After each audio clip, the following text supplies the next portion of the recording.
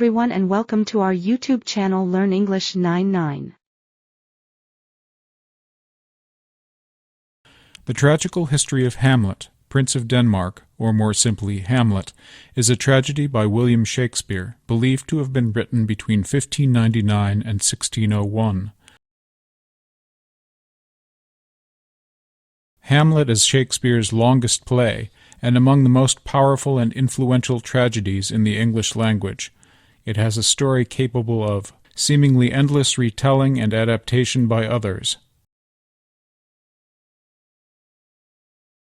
During Shakespeare's lifetime, the play was one of his most popular works, and it still ranks high among his most performed, topping, for example, what eventually became the Royal Shakespeare Company's list since 1879. It has inspired writers from Goethe and Dickens to Joyce and Murdoch, and has been described as the world's most filmed story after Cinderella. The play, set in the Kingdom of Denmark, recounts how Prince Hamlet exacts revenge on his uncle Claudius, firstly for murdering the old King Hamlet, Claudius's brother and Prince Hamlet's father, and secondly for then succeeding to the throne and marrying Gertrude, the King Hamlet's widow and mother of Prince Hamlet. The play vividly portrays real and feigned madness, from overwhelming grief to seething rage, and explores themes of treachery, revenge, incest, and moral corruption. 3 different early versions of the play have survived. These are known as the first quarto, Q1, the second quarto, Q2, and the first folio, F1. Each has lines and even scenes that are missing from the others. Shakespeare based Hamlet on the legend of Amleth, preserved by 13th-century chronicler Saxo Grammaticus in his Gesta Danorum, as subsequently retold by 16th-century scholar François de Belforêt. He may have also drawn on, or perhaps written, an earlier, hypothetical Elizabethan play, known today as the Hamlet. Characters: Hamlet, son of the former king and nephew of the present king.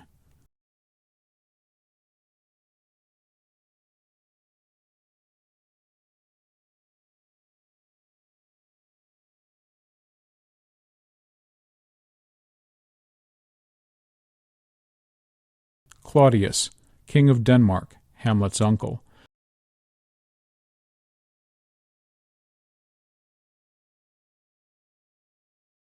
Gertrude, Queen of Denmark and mother to Hamlet.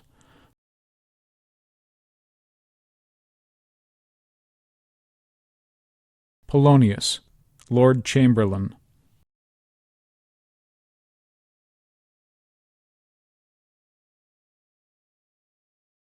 Horatio, friend to Hamlet.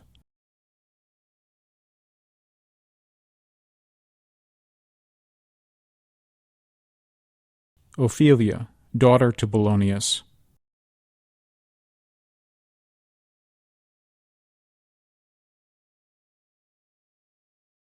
Laertes, son to Polonius.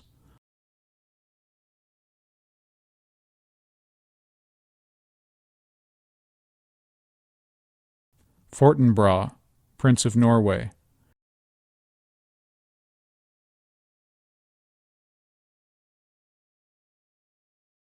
Ghost of Hamlet's father.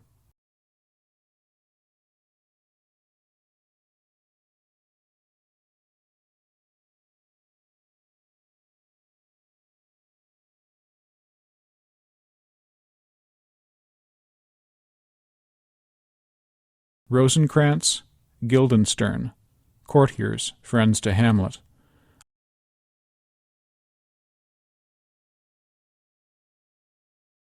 Osric, a courtier.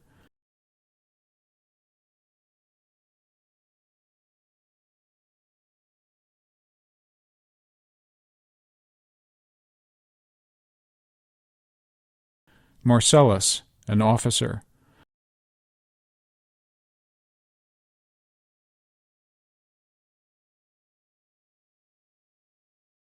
Bernardo, an officer.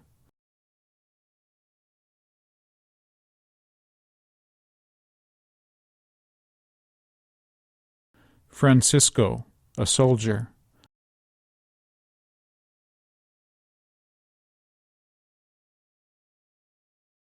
Rinaldo, servant to Polonius.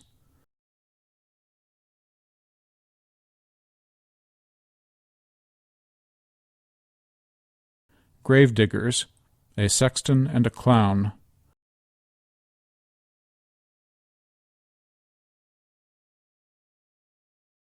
Voltimand, Cornelius, courtiers. Plot.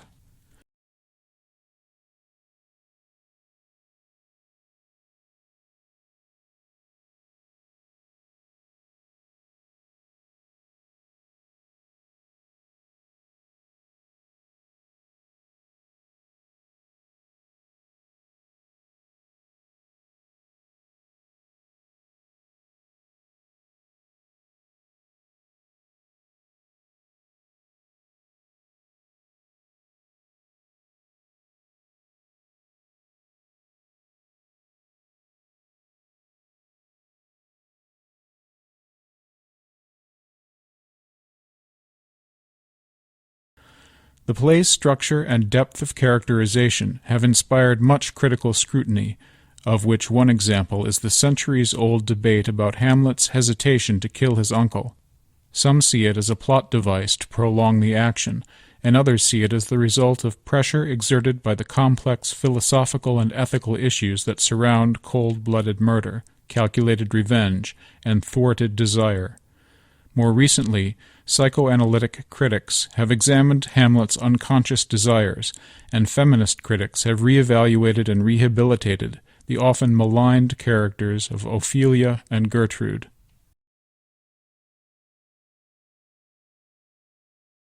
Plot.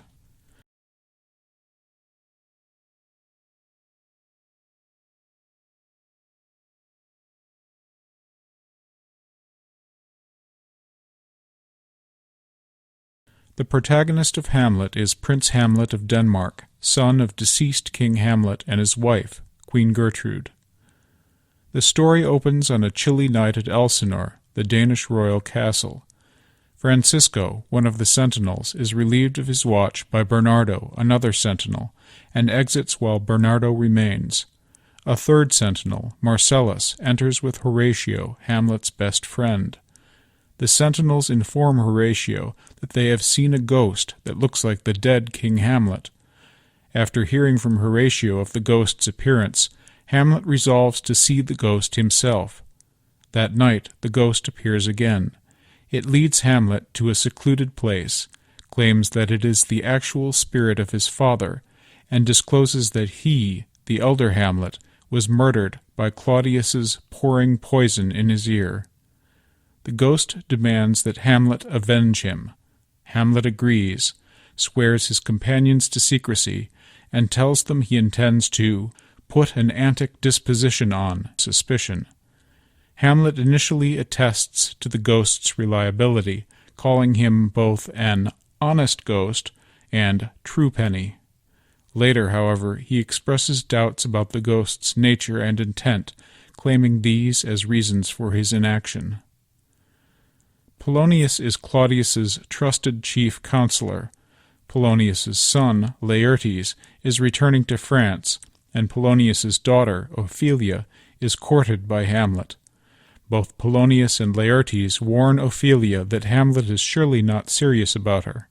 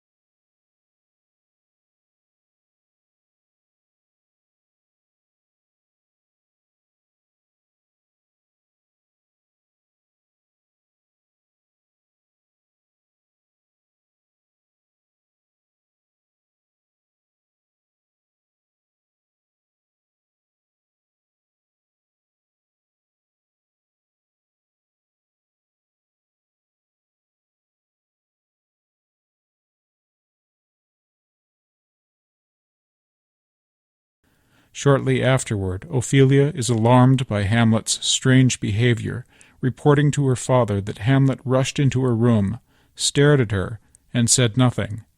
Polonius assumes that the ecstasy of love is responsible for Hamlet's mad behavior, and he informs Claudius and Gertrude. Perturbed by Hamlet's continuing deep mourning for his father and his increasingly erratic behavior, Claudius sends for two of Hamlet's acquaintances, Rosencrantz and Guildenstern, to find out the cause of Hamlet's changed behavior. Hamlet greets his friends warmly, but quickly discerns that they have been sent to spy on him. Together, Claudius and Polonius convince Ophelia to speak with Hamlet while they secretly listen. When Hamlet enters, she offers to return his remembrances, upon which Hamlet questions her honesty and furiously rants at her to "get thee to a nunnery." Hamlet remains uncertain whether the ghost has told him the truth, but the arrival of a troupe of actors at Elsinore presents him with a solution. He will have them stage a play, The Murder of Gonzago, reenacting his father's murder, and determine Claudius's guilt or innocence by studying his reaction to it. The court assembles to watch the play. Hamlet provides an agitated running commentary throughout. When the murder scene is presented, Claudius abruptly rises and leaves the room, which Hamlet sees as proof of his uncle's guilt.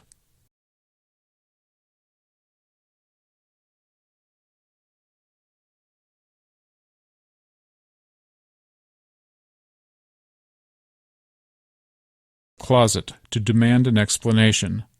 On his way, Hamlet passes Claudius in prayer, but hesitates to kill him, reasoning that death in prayer would send him to heaven. However, it is revealed that the king is not truly praying, remarking that words never made it to heaven without thoughts. An argument erupts between Hamlet and Gertrude. Polonius, spying on the scene from behind an arras, and convinced that the prince's madness is indeed real, panics when it seems as if Hamlet is about to murder the queen and cries out for help. Hamlet, believing it is Claudius behind the arras, stabs wildly through the cloth, killing Polonius. When he realizes that he has killed Ophelia's father, he is not remorseful, but calls Polonius, "Thou wretched, rash, intruding fool." The ghost appears, urging Hamlet to treat Gertrude gently, but reminding him to kill Claudius. Unable to see or hear the ghost herself, Gertrude takes Hamlet's conversation with it as further evidence of madness.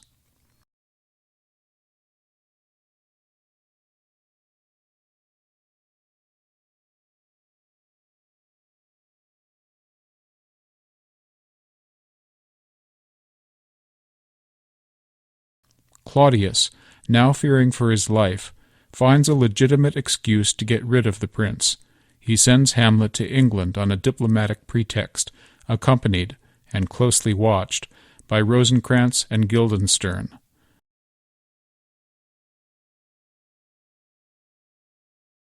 Alone, Claudius discloses that he is actually sending Hamlet to his death.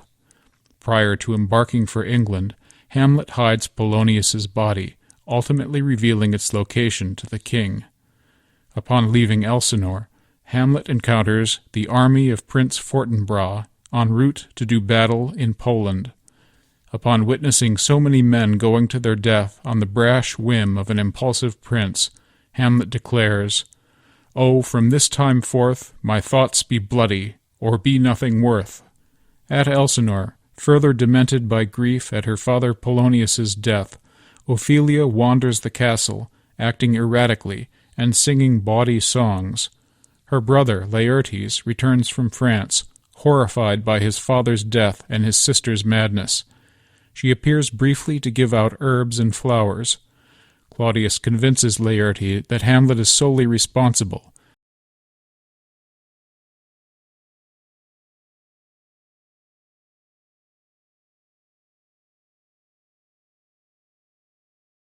Then news arrives that Hamlet is still alive. A story is spread that his ship was attacked by pirates on the way to England, and he has returned to Denmark. Claudius swiftly concocts a plot to kill his nephew, but make it appear to be an accident, taking all of the blame off his shoulders. Knowing of Hamlet's jealousy of Laertes' prowess with a sword, he proposes a fencing match between the two.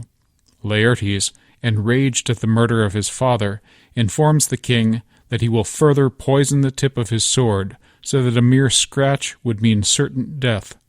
Claudius, unsure that capable Hamlet could receive even a scratch, plans to offer Hamlet poisoned wine if that fails. Gertrude enters to report that Ophelia has drowned.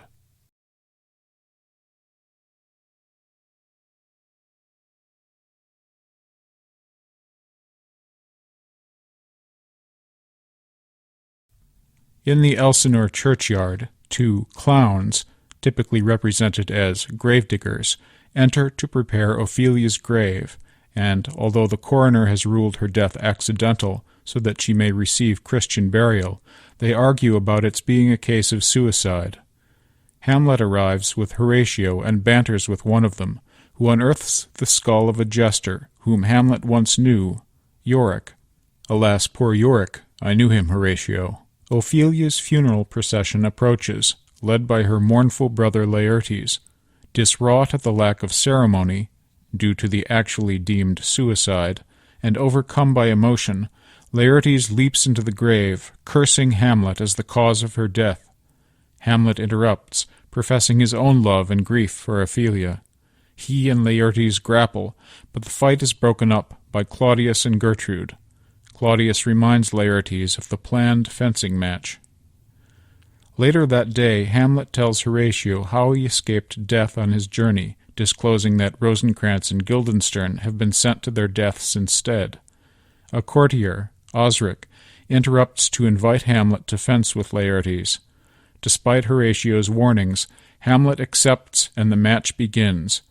After several rounds, Gertrude toasts Hamlet, against the urgent warning of Claudius, accidentally drinking the wine he poisoned. Between bouts, Laertes attacks and pierces Hamlet with his poisoned blade. In the ensuing scuffle, Hamlet is able to use Laertes' own poisoned sword against him. Gertrude falls, and in her dying breath, announces that she has been poisoned. In his dying moments, Laertes is reconciled with Hamlet, and reveals Claudius's murderous plot. Hamlet stabs Claudius with the poisoned sword, and then forces him to drink from his own poisoned cup to make sure he dies. In his final moments, Hamlet names Prince Fortinbras of Norway as the probable heir to the throne, since the Danish kingship is an elected position, with the country's nobles having the final say. Horatio attempts to kill himself with the same poisoned wine, but is stopped by Hamlet, as he will be the only one left alive who can give a full account of the story. When Fortinbras arrives to greet King Claudius, he encounters the deadly scene. Gertrude, Claudius, Laertes, and Hamlet are all dead. Horatio asks to be allowed to recount the tale to the yet unknowing world, and Fortinbras orders Hamlet's body borne off in honor.